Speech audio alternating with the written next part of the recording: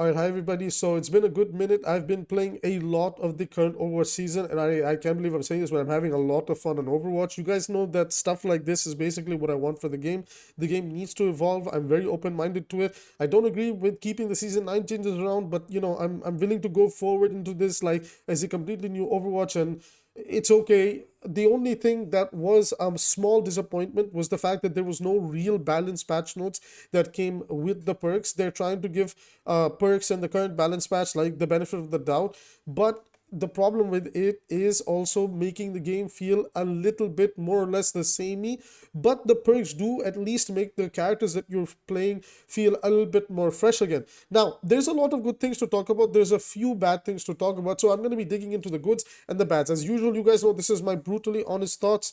I always call out the good stuff, I always call out the bad stuff, and I always try to, find a middle ground and hey, how can we improve this? So with that being said, let's jump right into it. So I'm going to look at it from role to role. I'm not going to cover every single hero, at least in this video. I think we might do a massive tier list tomorrow, talking about the heroes and their current power levels, and kind of go from there. Maybe, I don't know, we will see.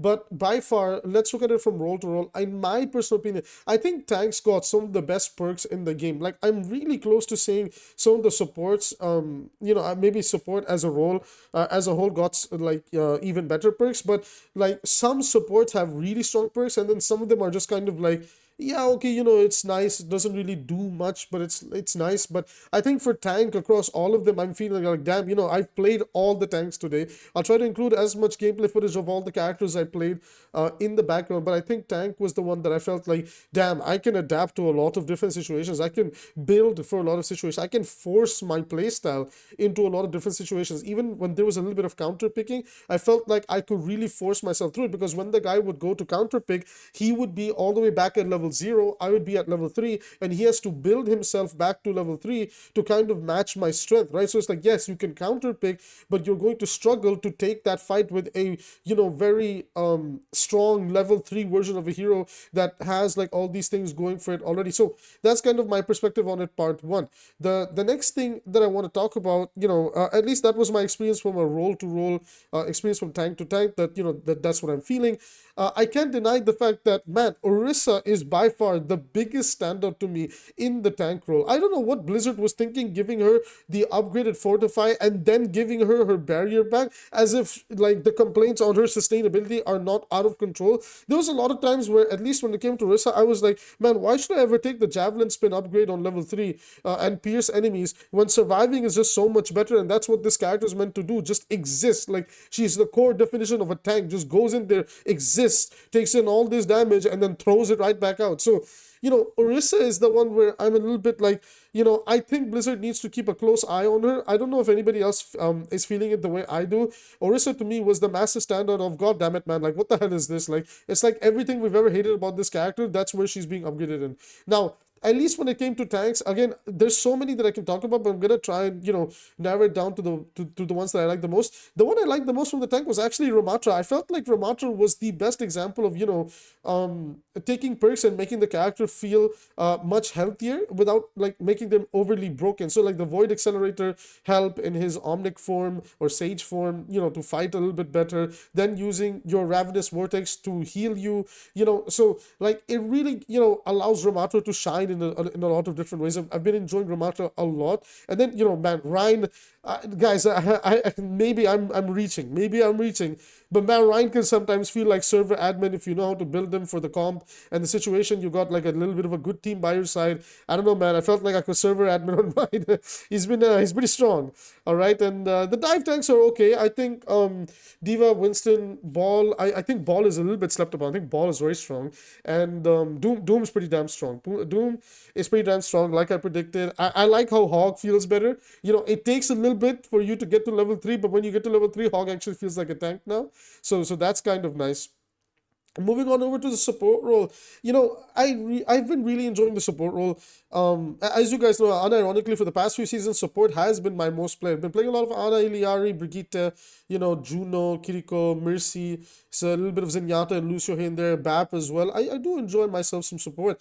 And I can't lie that I just like throughout the support role, I just felt like, man, I think in this role they all have good perks in their own way, but they're so different in terms of power level that I just feel like, none of these are relative. Like the way I look at Mercy's perks is, wow, Mercy is now finally by level 3 a support up to the standards of the today's support, character, right? Like Iliari, like I guess you could say Juno, like kind of Baptiste level, Anna's current level. It kind of feels like Mercy's finally caught up to what these characters are doing. And then you kind of look at some of the perks that Juno has gotten in terms of survivability. You kind of look at what Baptiste is doing now as well with his four major perks in my opinion, and then you just kind of like, oh, never mind, like we got this one character to a position where they can scale well, and now all these other characters just completely outscaled her. So I do feel bad for Mercy. She is kind of one of my pocket picks that I really do enjoy. Outside of that, I like the changes. I think some of the survivability increases on support is absurd. Kiriko with the double blink, Juno can feel so difficult to catch with all the perks that like help her survive. It is interesting, the Lucio book that throws you across the map. There's a lot going in support again that I can say that these guys are probably like the second. They're probably like very close to tank in terms of perk power level. That damn the perks really help, and help with their gameplay loop and enable them. Now coming over to DPS is where things get very interesting. Honestly, there's a lot I could be saying about a lot of characters, but rather than talking about perks that I liked and enjoyed, there's again, like I said, a lot in DPS that I can talk about, but I'm gonna isolate two characters that I think it's just ridiculous that Blizzard has done nothing. And tomorrow we will speak about one particular character that I'll mention here in just a second. But the two characters that I'm talking about are Soldier 76 and Hanzo. Both of these characters cannot keep up with anything in the game, and I don't understand how in the 6v6 test they're more than happy to give Soldier 20 damage in it, and then even then he cannot do anything that well in that game mode without all the power creep and healing. And then you have Hanzo, who when you go back to that game mode and use the draw speed and everything, people have gotten so much better at Overwatch that even that version of Hanzo is not that good compared to even today's standards. But today's standards Hanzo is actually much weaker. In fact, here's a blistering hot take. Hanzo's major perk, the one that lets you, like after you tag an enemy, get a little bit of a faster attack speed, this should be a minor perk. Hanzo has, in my opinion, some of the most useless perks in the game. They don't do anything to him, and the worst part is the longer you commit to Hanzo, well, your power level doesn't necessarily scale as much as the other characters are scaling and becoming even more powerful. I mean, hell, Hanzo is a mid-range kind of DPS, type of character, and he's competing with who? Ashe. Ashe, by level 3, can now do two consecutive shots and slide in extra damage. What does Hanzo get to do? Well, he can just draw his bow a little bit faster and then shoot a little bit faster. Like, what more do you want from us, right? You should be happy because Hanzo can headshot. Is that headshot ever happening? No, because there's been a massive mobility creep in the game. There's been a massive survivability creep across the game. There's been insane healing in the game. The fact that, you're like the bow charges so slowly, in the amount that you're charging the bow, a million things can happen on the screen. It's just ridiculous. So Hanzo and Soldier 76, these two are the characters that by far need the most help. Now, on the positive side, which two characters do I think are some of the most best? Now, these two by far are the ones that stood out to me. Well, there's 3 or 4, but I really got to talk about these two. But number 1, Sombra. Okay, I love Sombra. I think people just like slept on how good this makes Sombra's utility and adaptability to many different situations. There's moments where I'm building to support Sombra. There's moments where I want the longer hack on, like, because I want to shut down Doomfist or, Junker Queen and things like that, or Mauga. And I feel like whenever I play Sombra, I'm like, damn, I feel like for any and every situation, I have a response or answer for it, as long as I'm like thinking, like, how do I stop this guy from taking over the game? So Sombra to me is like number 1 from the DPS role. Like, I absolutely adore playing her. The one thing that I wish, and maybe this is me overthinking it, but Aaron Keller said they want to be quote unquote aggressive. So in my opinion, this would have been aggressive. Is the aggressiveness that I would have liked is Sombra's third, like one of her perks in level 3 is she can heal people with the quote unquote hack. Okay, well, you should have grown a pair of massive nuts, Blizzard, and what you should have done is when she EMPs, also heals her team. I know, sustain and heal creep, but they say they want to be aggressive, and then they put in like these, like the tiniest perks and gameplay changes possible that are just like, very, like, very, very, very they're not enough in my opinion. They're not as explosive as I want them to be. I wanted another tier, another level, so that the gameplay could feel a lot more explosive. But alas, it's not to be, and that's fine. Anyways, the second standout to me is Reaper. My goodness, I actually feel like the reason they didn't put in the Reaper rework is, number one, Reaper was already fixed by that point, and number two, they moved Reaper's rework into his abilities over here. And I think you guys can guess which one that is, and that's like the fact that he gets a new shot, like a right click, so he can, like, contest people mid to longest range, and Reaper just feels so much more fluid. And that's what I'm liking about perks right now. It's really helping characters, like Genji's life steal is really nice. Pharah basically getting a mini grab on E, or like Orissa's old halt, I would say. These are such nice perks, right?